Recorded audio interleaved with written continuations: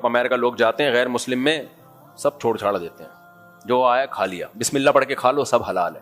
ایسا نہیں ہے بھائی, بہت بڑی ٹینشن ہے غیر مسلموں میں حلال حرام کی فکر. تب پاکستان پھر ہمیں نعمت لگتا ہے, وہاں دیکھنا پڑتا ہے ہر چیز پہ. تو اللہ نے فرمایا حرمت علیکم المیتہ, ہر طرح کا مردار, الف لام کا ترجمہ بنے گا ہر طرح کا مردار تم پر حرام. جو جانور اپنی موت مر جائے, یعنی جس کو ذبح نہ کیا جائے, وہ سب کیا ہیں؟ مردار.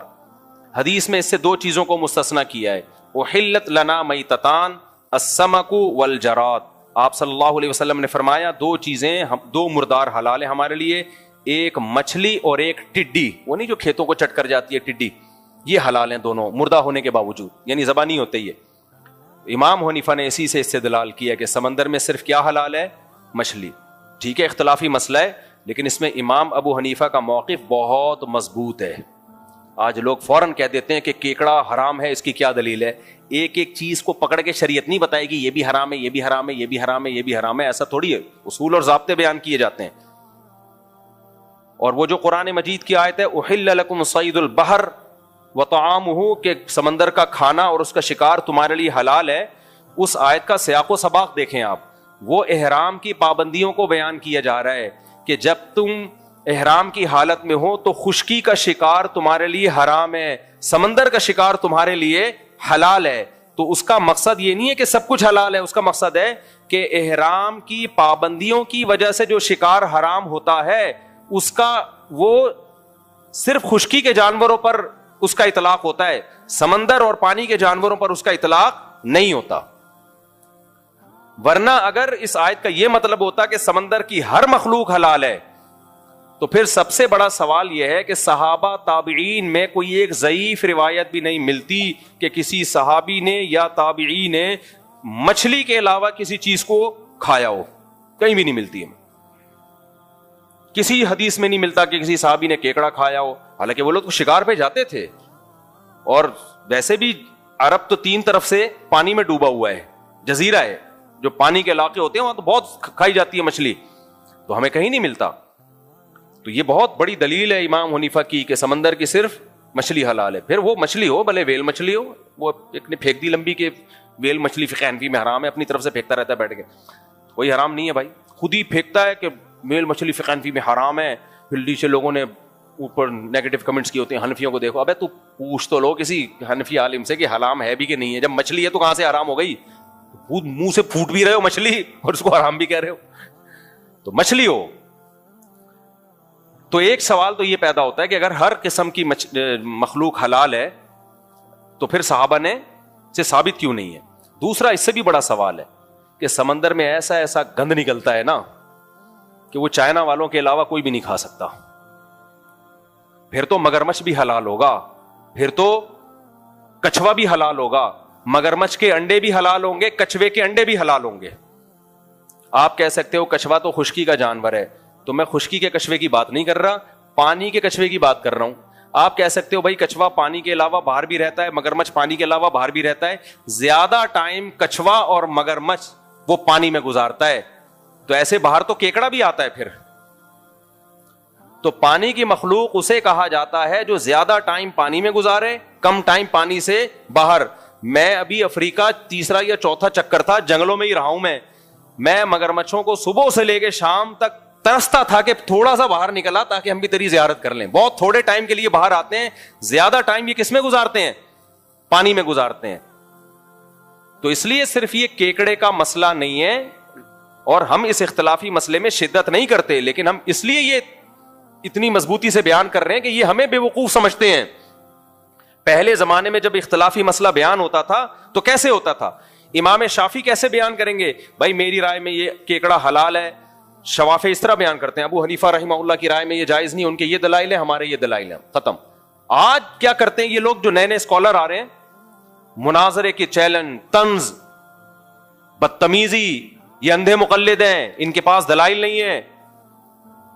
ابھی وہ ایک قاری خلیل صاحب ہے نا, ان کا کلپ آیا کہ اتنا سخت لب و لہجہ اختیار کیا نا انہوں نے, خواتین اور مردوں کی نماز میں فرق کے بارے میں. انہوں نے کہا میں قسم اٹھا کے کہتا ہوں حنفی لوگ جو عورتوں کو کہتے ہیں سمٹ کے نماز پڑھیں, یہ اندھی تقلید میں کہتے ہیں. چلو ہم اندھی تقلید میں کر رہے ہیں, ابو حنیفہ کیوں قائل ہیں عورتیں سمٹ کے نماز پڑھیں؟ وہ بھی اندھی تقلید میں. امام شافعی کیوں قائل ہیں کہ عورتیں سمٹ کے نماز پڑھیں؟ وہ کس کی اندھی تقلید کر رہے ہیں؟ امام مالک جو مدینہ کے اتنے بڑے عالم جن کو آپ بھی مانتے ہو, تبع تابعین کے دور کے, کیا وہ بھی اندھی تقلید کر رہے ہیں؟ حالانکہ وہ بھی کس کے قائل ہیں عورتیں سمٹ کے نماز پڑھیں.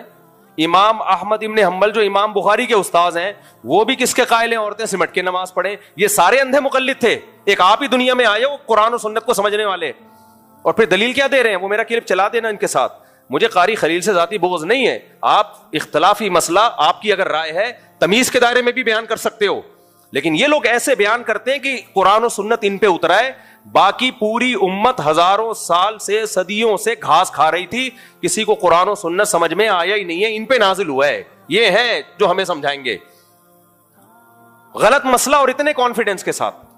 اور دلیل کیا دی ہے؟ پہلے تو الزام لگائیے اندھے مقلد ہیں, اور دلیل کیا دے رہے ہیں کہ نبی صلی اللہ علیہ وسلم عورتوں کے بھی نبی تھے اور مردوں کے بھی نبی, تو جیسے نبی نے نماز پڑھی ہے عورتیں بھی ویسے ہی نماز پڑھے. دلیل سمجھ میں آئی؟ تو نبی نے تو سمٹ کے سردہ نہیں کیا, تو عورتیں بھی سمٹ کے سردہ نہیں کریں. قاری خلیل صاحب میرا آپ سے سوال یہ ہے کہ پھر حج بھی عورتیں ایسے کریں جیسے نبی نے کیا ہے؟ نبی عورتوں کے بھی پیغمبر ہیں مردوں کے بھی ہیں, تو نبی نے تو زور سے لبیک کہا ہے. آپ کوئی صحیح حدیث دکھا دو جس میں عورت کو آہستہ لبیک کہنے کا حکم ہو, کوئی دکھا دو. آپ کہہ سکتے ہو عورت کی آواز کا پردہ ہے, اس پہ کوئی صحیح حدیث دکھا دو کہ عورت کی آواز کا پردہ ہے, ٹھیک ہے نا, ہم مان جائیں گے. آپ اس پہ بھی کوئی حدیث دکھا دو. دوسری بات یہ کہ نبی صلی اللہ علیہ وسلم صفا مروہ میں دوڑے ہیں, کوئی صحیح حدیث دکھاؤ جس میں نبی نے عورتوں کو صفا مروہ میں دوڑنے سے منع کیا ہو. ایک بھی حدیث نہیں ہے. حضرت عائشہ کے ایک قول ہے وہ بھی ضعیف, اور وہ بھی تو حضرت عائشہ کا قول ہے نا, نبی کا حکم تھوڑی ہے, اور وہ بھی ضعیف سند ہے, حضرت عائشہ سے ثابت نہیں ہے, وہ صحیح سند سے نہیں ہے. آج اگر کوئی آپ ہی کے مسلک کا اٹھ کے مولوی فتویٰ دیتا ہے کہ عورتیں صفا مروہ میں دوڑیں گی, اور اس لیے بھی دوڑیں گی کہ حضرت ہاجرہ کیا تھیں؟ عورت تھیں, وہ تو دوڑی تھیں, اور دلیل میں پھر احناف تو کھڑے ہو جائیں گے نا, شافی, حنفی, مالکی اور حنبلی, یہ سارے کھڑے ہو جائیں گے, بولیں گے نہیں بھائی یہ چاروں فقہ اس پر متفق ہیں کہ عورت چلے گی دوڑے گی نہیں. آپ کہو گے اصل میں یہ اندھی تقلید کر رہے ہیں, یہ نبی صلی اللہ علیہ وسلم کو صرف مردوں کا پیغمبر مانتے ہیں, عورتوں کا نہیں مانتے. تو کیا یہ آپ کی بات صحیح ہوگی؟ اگر صحیح ہوگی تو پھر آپ یہ فتویٰ دیں کہ عورتیں دوڑیں گی چلیں گی نہیں, اور ناصر البانی نے تو دے بھی دیا فتویٰ کہ دوڑیں گی چلیں گی نہیں. تو ہم یہی کہیں گے میرے بھائی, ہر مسئلہ قرآن و حدیث میں صراحتاً مذکور نہیں ہوتا. بہت ساری چیزیں سینہ بسینہ تواتر سے چلی آتی ہیں, متفقن علیہ ہوتی ہیں, ان کے خلاف جب تک کوئی حدیث نہیں ہوگی, بلکہ وہ حدیث بھی رد کر دی جائے گی, کیونکہ اجماع کی حجیت حدیث سے, حدیث کا حدیث ہونا ہمیں اجماع سے پتہ چلتا ہے, حدیث کی کتابوں کا برحق ہونا. اجماع سب سے مضبوط دلیل ہے, کیونکہ نبی نے فرمایا یہ امت گمراہی پہ کبھی جمع نہیں ہو سکتی. تو آپ نے تو مان لیا کہ امت گمراہی پہ جمع ہو گئی تھی. تو اس لیے میں فروعی مسائل میں شدت کا قائل نہیں ہوں, لیکن یہ لوگ اس طرح سے مسائل بیان کرتے ہیں کہ لوگ ہمیں نہیں, ہمیں بے وقوف سمجھ لو میرے بھائی, ہم جیسے سینکڑوں آئے سینکڑوں چلے جائیں گے. یہ بات ہم تک نہیں. میں خواتین کے سمٹ کے نماز کا قائل نہیں ہوں اکیلا, چاروں امام قائل ہیں جن کو پوری دنیا نے فالو کیا ہے. تو لوگ مجھے بے وقوف نہیں سمجھیں گے. لوگ کس کو بے وقوف سمجھیں گے؟ کہ امت گھاس کھا رہی تھی. امام بخاری کے استاذ امام احمد بھی غلط, امام شافعی اتنے بڑے حدیث کے عالم وہ بھی غلط, امام مالک کا تو اتنا بڑا مقام ہے, ان کے تو اتنے فضائل حدیث سے ان کی فضیلت ثابت ہے. بہت ساری کچھ حدیثیں ایسی ہیں جو لوگوں نے امام مالک پہ منطبق کی ہیں کہ اس سے مراد امام مالک ہیں. سب غلط بھائی, آپ اکیلے آئے ہو یار. تو اس لیے جو جب بھی خواتین اور مردوں کی نماز میں فرق کے بارے میں یہ دلیل پوچھا کریں نا کہ نبی سے دکھاؤ کہ عورتیں مردوں کی طرح یعنی سمٹ کے نماز پڑھیں گی, تو ان سے بولو آپ حدیث سے دکھا دو عورتیں چلیں گی دوڑیں گی نہیں. تو اسی وقت پروگرام کیا ہو جائے گا, بڑھ جائے گا. تو یہ رمضان ان باتوں کے لیے ہے نہیں, لیکن تکلیف ہوتی ہے کہ پہلے ہی لوگ مذہب کو فالو نہیں کر رہے, اور آپ ہمارے اتنے بڑے بڑے اسکالر سے لوگوں کا اعتماد اٹھا دو, تو پروگرام تو امت کا اڑ گیا, صحیح نا, برباد ہو گیا پروگرام. تو جو امت جس طرف گئی ہے میرے بھائی اسی کو فالو کرو. تو یہ میں اس لیے, یہ سمندر کی چیزیں حلال ہے حرام ہے یہ اختلافی مسئلہ ہے, میں اس میں شدت نہیں کرتا, لیکن میں شدت کیوں کر رہا ہوں, اس بیس پہ کہ ہمارے مخالفین بہت شدت سے بیان کرتے ہیں, ایسے پیش کرتے ہیں جیسے امام حنیفہ کو تو قرآن و سنت کا پتہ ہی کوئی نہیں تھا. تو اب سمجھ میں آ گیا کہ اگر آپ سمندر کی میرے بھائی پانی کی ہر مخلوق کو حلال کہتے ہو نا, تو آپ کو کچھوے کو بھی اور مگرمچھ کو بھی حلال کہنا پڑے گا. تو کچھوے کے انڈے کھائیے آپ, اور مگرمچھ کے انڈے بھی جائز ہونے چاہیے. ہم تو تھائی لینڈ گئے تھے, وہاں لوگ مگرمچھ کھا رہے تھے, میں تو الٹی آ رہی تھی دیکھ کے. ہم کہہ رہے تھے اللہ تیرا کتنا شکر ہے تو نے ہمیں مسلمان بنایا, ان گندگیوں سے تو نے ہمیں بچا لیا. ہو سکتا ہے کوئی شاذ قول نکل آئے کسی بزرگ عالم کا کہ وہ کچھوے کے قائل تھے, ایسے شاذ قول تو ہر ایک کے نکل آتے ہیں. کوئی کچھوے کے جواز کا فتویٰ دیا ہو, یا کسی سعودی سلفی عالم کا کوئی قول نکل آئے, ایسے تو شاذ قول نکلتے ہیں, پبلک اس کو مانتی نہیں ہے. کوئی بھی مسلمان مگرمچھ کی شکل دیکھ کے لگے گا کہ تو کھانے کی چیز نہیں ہے. سمجھتے ہو کہ نہیں سمجھتے؟ تو اس لیے امام صاحب نے جو احتیاط والا قول لیا ہے نا کہ صرف مچھلی. اب جھینگے میں اختلاف ہے کہ مچھلی ہے یا نہیں ہے, ہماری رائے ہے کہ مچھلی نہیں ہے, حضرت مفتی تقی عثمانی صاحب کی رائے ہے کہ مچھلی ہی کی ایک قسم ہے. وہ ایک اختلافی مسئلہ ہے, میں اس میں نہیں, کئی دفعہ میں اس کو ایکسپلین کر چکا ہوں, تو وہ ایک الگ مسئلہ ہے. بہرحال ہاں یہ بات ضرور ہے, ہم بہت براڈ مائنڈیڈ ہیں, بہت براڈ مائنڈیڈ. براڈ مائنڈیڈ کا مطلب یہ کہ مجتہدین کا اگر کسی مسئلے میں اختلاف ہو جائے تو ہم اس میں شدت کے قائل نہیں ہیں, صرف اس بیس پہ کہ یار ٹھیک ہے ہمارے دلائل مضبوط ہیں, لیکن دوسری طرف امام شافعی جیسے ہیں تو ہم اس قول کو کالعدم نہیں قرار دیتے. اسی وجہ سے ہم نے کہا کہ کیونکہ عالم اسلام میں سب ابو حنیفہ کو فالو نہیں کرتے, بہت سے امام شافعی کو فالو کرتے ہیں, بہت سے امام احمد بن حنبل کو فالو کرتے ہیں. یہ ہے فرقواریت ختم کرنے کا طریقہ کہ ان کی رائے کا بھی احترام کیا جائے. تو اس رائے کا احترام ہے کہ احناف مچھلی کھانے کے, مچھلی کے علاوہ کسی چیز کو جائز نہیں کہتے, لیکن باقی سمندر کی مخلوق کی تجارت کو حلال قرار دیتے ہیں, کیونکہ اس کے اسلام ہی میں اس کے جواز کا قول بھی بہت سارے فقہا نے کیا ہے. تو ان کو آپ کالعدم نہیں قرار دے سکتے, کالعدم نہیں قرار دے سکتے. تو یہ ظرف آپ کو احناف میں ہی ملے گا.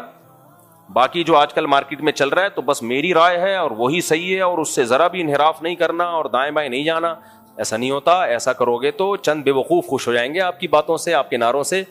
کوئی پڑھا لکھا آدمی کبھی بھی ان چیزوں سے متاثر نہیں ہوگا. اب ہم جلدی سے بس 2-3 آیتیں میں اور پڑھ لیتا ہوں. تو اللہ نے اس میں ہمیں بتایا مردار حرام ہے, خون حرام ہے, خنزیر کا گوشت حرام ہے, جس جانور پہ اللہ کے علاوہ کسی کا نام لے لیا گیا ہو, کسی بزرگ کے نام پہ ذبح کر دیا گیا ہو وغیرہ وغیرہ, وہ بھی حرام ہے. اور گلا گھونٹ کے جس جانور کو مار دیا وہ بھی حرام ہے, اور پتھر سے جس جانور کو مارا وہ بھی کیا ہے, حرام. والمتردیۃ, 2 جانور آپس میں لڑے اور مر گئے وہ بھی حرام. والمتردیۃ کا مطلب اوپر سے گرا, بعض دفعہ بکریاں پہاڑ سے گر کے مر جاتی ہیں وہ بھی حرام. والنطیحۃ, سینگ سے ایک دوسرے کو جانور نے مار دیا وہ بھی حرام. حلال کیا بچا پھر؟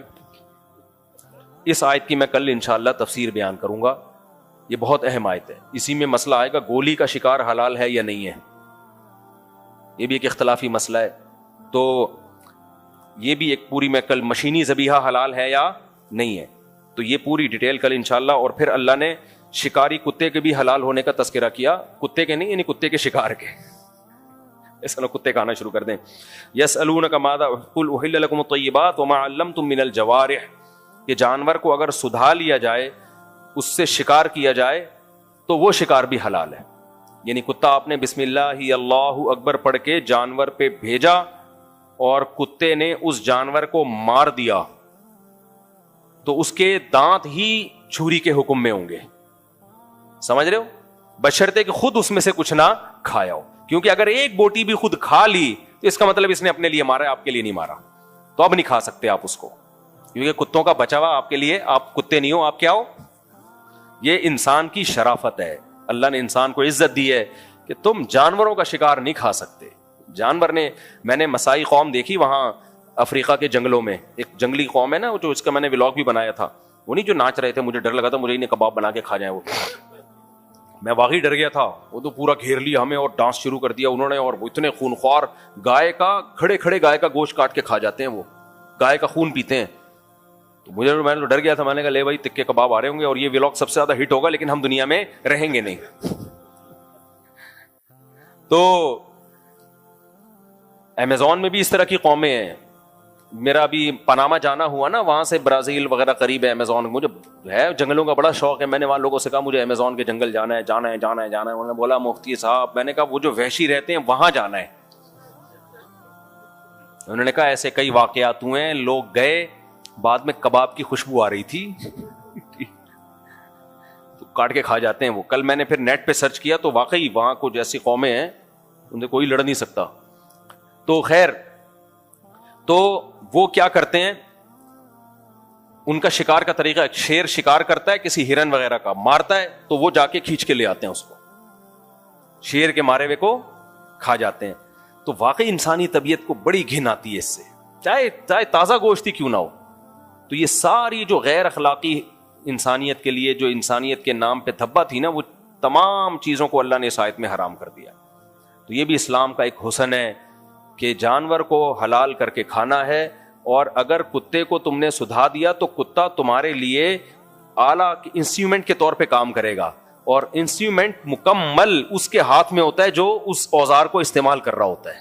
تو کتے کو اتنا سدھا دیا کہ اس نے جا کے شکار کو مارا, قتل کر دیا, ایک بوٹی بھی نہیں کھائی, اٹھا کے تمہارے لیے لے آیا وہاں چھوڑ دیا. اس کا مطلب یہ تمہارے لیے ہوا ہے, تو پھر تم کھا سکتے ہو. اور اگر اس نے کھا لیا تو بس بولو اب تم ہی کھاؤ گے آپ اس کو, اب یہ ہمارے کھانے کا نہیں. وہی شیشے والی مثال آتی ہے, بوری میں شیشے رکھے ہوئے تھے, ایک آدمی کی عادت تھی ٹھوکر مار کے پوچھتا تھا اس میں کیا ہے. تو سیٹھ نے ٹھوکر مارا, اس بیچنے والے سے, شیشے کے برتن جو بیچ رہا تھا, ٹھوکر مار کے پوچھا اس میں کیا ہے. اس نے کہا ہے نہیں, تھا اب نہیں ہے. تو کتے نے اگر خود کھا لیا نا تو آپ بولو اب یہ میرا نہیں ہے, یہ میرا تھا کسی زمانے میں. وہی لطیفہ یہاں پہ صادق آتا ہے کہ وہ جو جنگل میں جب افریقہ کے جنگل میں تھا نا, تو ہمیں سب کو باری باری واش روم جانا تھا. تو اب ڈر واقعی لگ رہا تھا کہ کوئی شیر ویر نہ بڑھ, شیر کا کلر نا یہ مٹی کا ہوتا ہے. یہ شیر ایسی چیز ہے کم وقت, بعد وقت قریب جاؤ تو آدمی کو نظر آتا ہے بیٹھا ہوا ہے, ان کے کلر بالکل وہی ہوتے ہیں. تو اچھا, ہم تو, میں گاڑی میں اس طرح بیٹھا ہوں, یہاں سے شیر گیا, ببر شیر, اور ہمیں جو گارڈ تھا نا, جو یعنی گائیڈنس کے لیے آیا ہوا تھا, وہ حکومتی کا آدمی ہوتا ہے, وہ بار بار ہمیں کہہ رہا تھا چپ کر کے بیٹھ جاؤ. غصہ آ رہا تھا کہ بولو نہیں اور کھڑے نہیں ہو گاڑی میں, چپ کر کے تمیز سے بیٹھے رہو. اب میرے ساتھ فیملی تھی, بچے چی چی کر رہے تھے. بچوں کو بڑا مشکل ہوتا ہے چپ کرانا. بڑا, آپ نے دیکھا وہ ولاگ, بڑا خاندانی منظر تھا یار. ایسے شیر گیا ہے, ایک ہفتے سے بھوکا. مجھے پھر پتا چلا انسان کو اللہ نے بڑی عزت دی ہے. جانوروں کے لیے جنگل میں کھانا پینا آسان نہیں ہے. اور 7 بیویاں تھیں اس کی. تم لوگ کے سامنے پھر وہی باتیں آ جاتی ہیں, پھر تم لوگ شرمندہ ہوتے ہو, بہت معذرت چاہتا ہوں میں. 7 شیرنیاں اور اکیلا ببر شیر. ہم تو 5-6 دن جنگل میں ٹھہرے نا, تو شیر ہی کی ایکٹیویٹیز دیکھ رہے تھے کہ کچھ کھائے تو صحیح. ہر شکار مس ہو رہا تھا اس سے.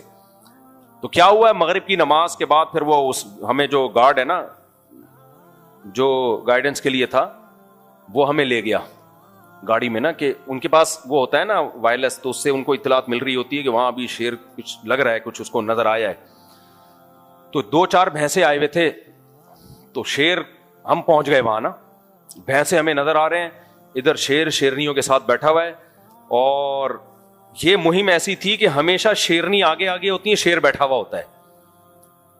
ہم کئی دنوں سے یہی منظر دیکھ رہے تھے. اس دفعہ ہمیں لگا کہ شیر کہہ رہا ہے بہت ہو گئی, اب میں خود تکلف کروں گا یہ. تو اس دفعہ شیر خود اٹھائے.